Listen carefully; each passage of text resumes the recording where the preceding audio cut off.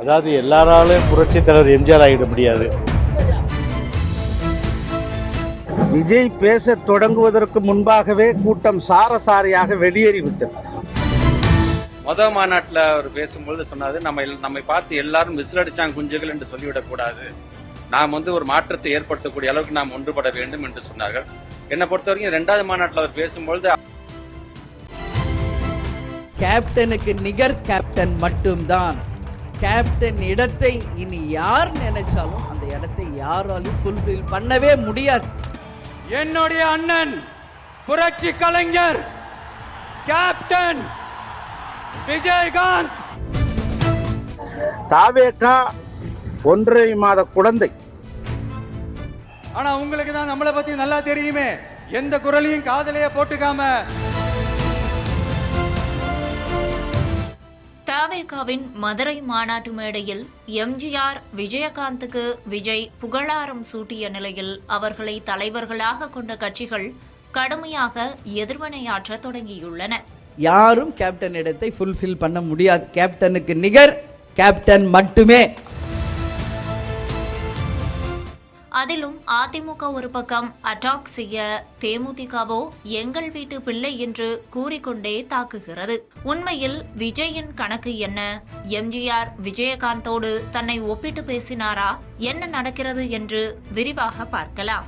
உண்மையான அரசியல், உணர்வு பூர்வமான அரசியல், நல்ல அரசியல், நல்லவங்களுக்கான அரசியல், நாட்டு மக்களுக்கான அரசியல், நல்லது மட்டுமே செய்கிற அரசியல். இதோ நம்மளுடைய இந்த 2வது மாநில மாநாடு வாகை சூடும் வரலாறு திரும்புகிறது. தமிழக வெற்றி கழகத்தின் 2வது மாநில மாநாடு மதுரை பாரபத்தியில் கடந்த 21ஆம் தேதி நடந்தது. லட்சக்கணக்கானோர் பங்கேற்ற இந்த மாநாட்டில் 35 நிமிடங்களுக்கு உரையாற்றிய விஜய் திமுக, அதிமுக, பாஜக என்று அனைத்து கட்சிகளையும் கடுமையாக விமர்சித்தார். முன்னதாக கடந்த ஆண்டு விக்கிரவாண்டியில் நடைபெற்ற கொள்கை விளக்க மாநாட்டில் 5 கொள்கை தலைவர்களை அறிமுகப்படுத்திய விஜய் இந்த மாநாட்டு மேடையில் அவர்களோடு அண்ணா, எம்ஜிஆரின் படங்களையும் சேர்த்திருந்தார். மாநாட்டு மேடையில் சிகரமாக அண்ணா, எம்ஜிஆரோடு மத்தியில் விஜய் நிற்பது போன்ற பதாகை இடம்பெற வாகை சூடும் வரலாறு திரும்புகிறது என்ற வார்த்தைகள் இடம்பெற்றன.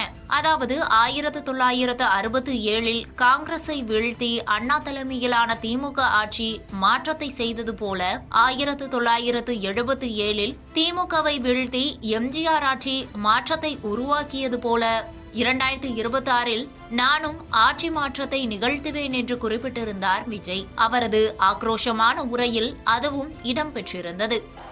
1967 1977 நம்ம தமிழக அரசியல் ஒரு மிகப்பெரிய ஆட்சி அதிகார மாற்றங்கள் ஒண்ணு நடந்துச்சு இல்லையா?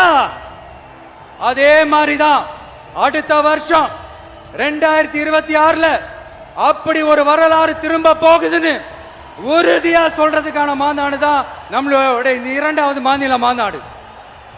அதே நேரம் மேடையில் பேசிய விஜய், சினிமா என்றாலும் அரசியல் என்றாலும் எனக்கு மிகவும் பிடித்தது எம்ஜிஆர் தான். அவருடன் பழகும் வாய்ப்பு கிடைக்காவிட்டாலும் அவரை மாதிரியே குணம் கொண்ட என் அண்ணன் கேப்டன் விஜயகாந்த் அவர்களுடன் பழகும் வாய்ப்பு கிடைத்தது. மதுரை மண்ணில் கால் வைக்கும் போது அவரை பற்றித்தான் மனதில் ஓடிக்கொண்டே இருந்தது.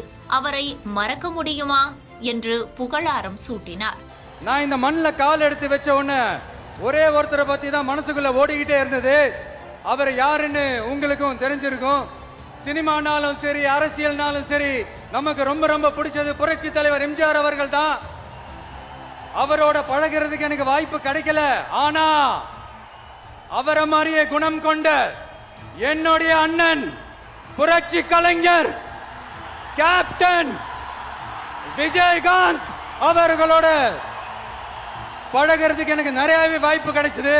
அதே சமயம் மாநாட்டு திடலில் விஜயகாந்தின் பதாகை ஏதும் இடம்பெறவில்லை. கட்சி சார்பாக சாலை ஓரங்களில் நிர்வாகிகள் வைத்த சில பதாகைகளில் விஜயகாந்த், விஜய் இருவரும் அடங்கிய போட்டோக்களை பார்க்க முடிந்தது. குறிப்பாக எம்ஜிஆர் உருவாக்கிய அதிமுக இப்போது யார் கையில் இருக்கிறது, எந்த நிலையில் இருக்கிறது, அப்பாவி அதிமுக தொண்டர்கள் பரிதவிக்கிறார்கள் என்றும் அதிமுக தலைமையிலான எடப்பாடியை மறைமுகமாக அட்டாக் செய்தார் விஜய். முன்னெப்போதும் இல்லாத அளவுக்கு திமுக, அதிமுக, பாஜகவை அட்டாக் செய்த நிலையில் அந்த மாநாட்டிற்கு பிறகு அத்தனை கட்சிகளும் விஜயை தாக்க துவங்கியுள்ளன.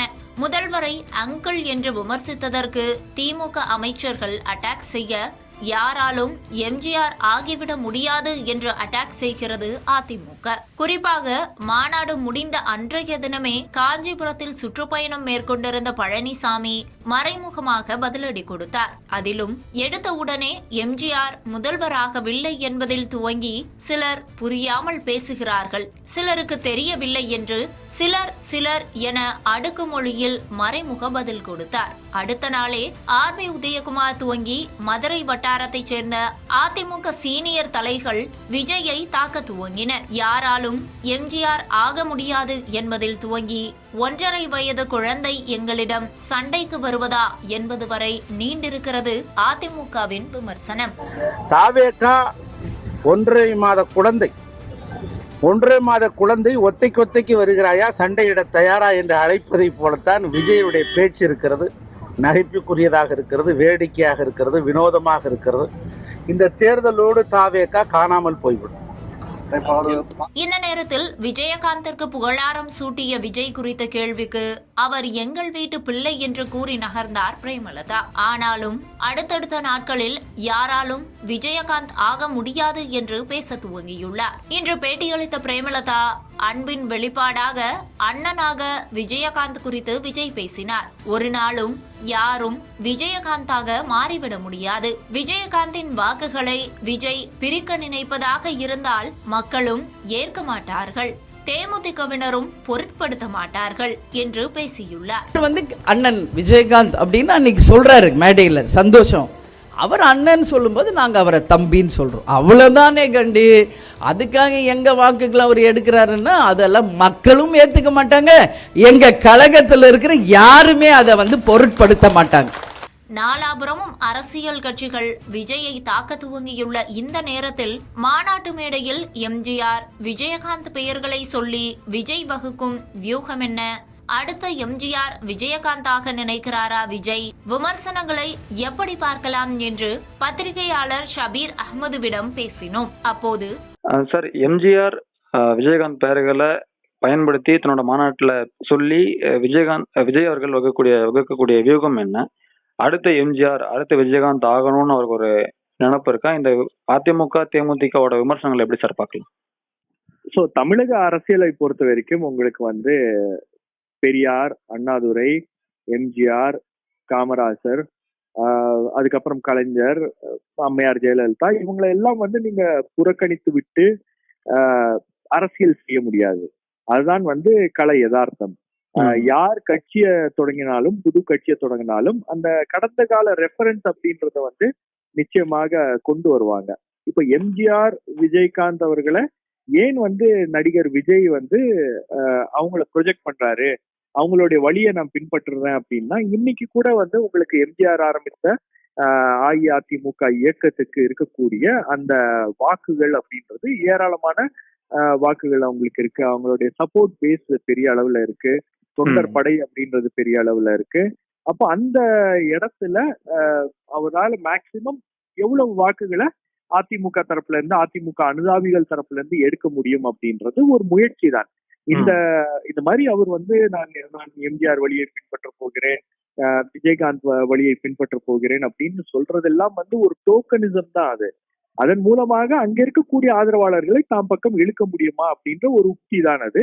இது எல்லா கட்சிகளும் செய்திருக்கிறார்கள். அதாவது எம்ஜிஆர் ஹாஸ்பிட்டல்ல இருக்கும்போது திமுகவே அதை செய்திருக்கிறது. நீங்க எம்ஜிஆர் ஹாஸ்பிட்டல்ல இருக்காரு, எனக்கு ஒரு வாய்ப்பு கொடுங்க, அவர் வந்தாருன்னா நம்ம அவர்கிட்ட அந்த ஆட்சியை ஒப்படைச்சிப்போம் அப்படின்னு சொல்லி எல்லாம் வாக்குகளை கேட்டிருக்கிறார்கள். அப்போ அந்த பாப்புலாரிட்டியை கேபிட்டலைஸ் பண்ணும், அதை என்கேஷ் பண்ணும் அப்படின்னு பார்ப்பாங்க. ஸோ இது எல்லாமே எல்லா அரசியல் கட்சிகளும் செய்கின்ற ஒரு நடவடிக்கை தான்.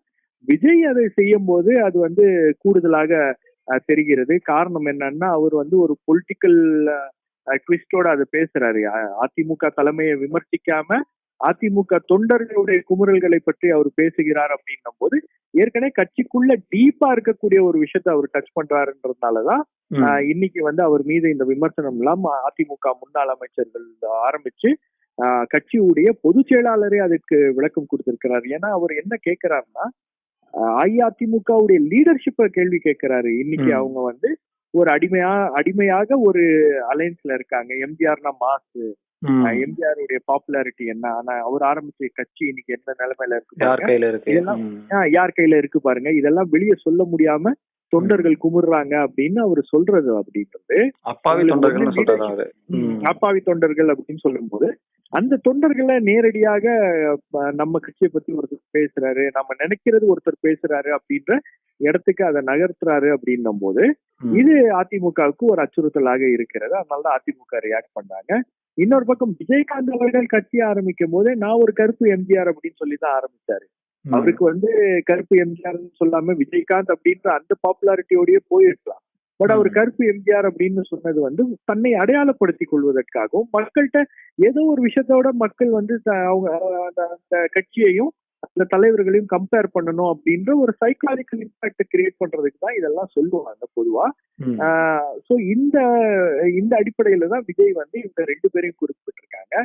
இன்னொரு முக்கியமான விஷயம் என்னன்னா, ஒரு பக்கம் அதிமுகவுடைய வாக்கு, இன்னொரு பக்கம் திமுக வந்து கன்சாலிடேட் பண்றாங்க. பல கட்சிகளை வந்து அவங்களுடைய கூட்டணிக்குள்ள கொண்டு வர முடியுமா அப்படின்னு பாக்குறாங்க.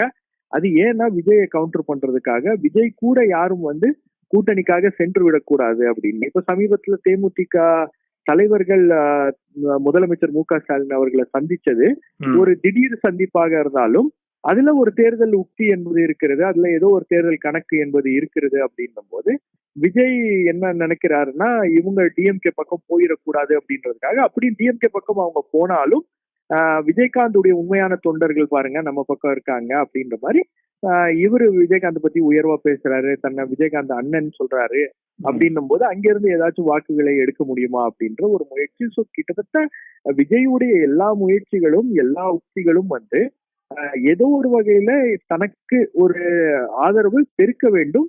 அந்த ஆதரவை எப்படிலாம் அவரால் பெருக்க முடியுமோ, அதற்கு என்னென்ன விஷயங்களை எல்லாம் பேச முடியுமோ அதெல்லாம் வந்து ரொம்ப பிளான் பண்ணி ஸ்கிரிப்ட் பண்ணி அவர் தொடர்ந்து பேசி கொண்டிருக்கிறார் அப்படின்னு தான் நான் பாக்குறேன்.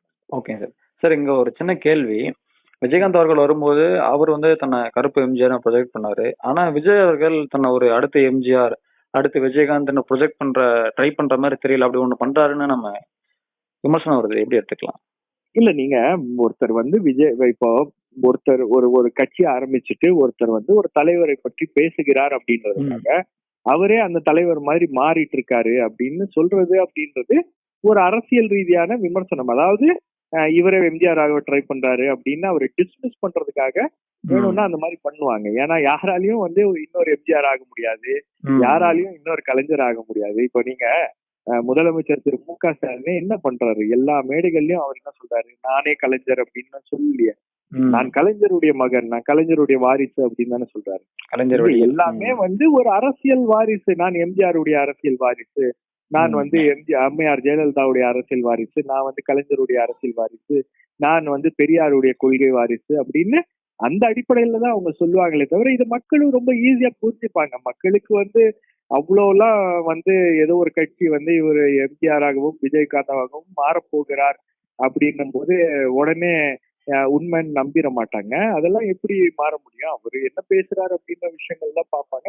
இது முழுக்க அந்த மாதிரி ஒரு விமர்சனம் வைக்கிறது என்னன்னா, அவருக்கு எந்த விதமான ஒரு ஆதரவும் கூடிவிடக் கூடாது அப்படின்றதுக்காக அரசியல் ரீதியாக அந்த மாதிரியான விமர்சனங்கள் முன்வைக்கப்படுகிறது அப்படின்னு பாக்குறேன்.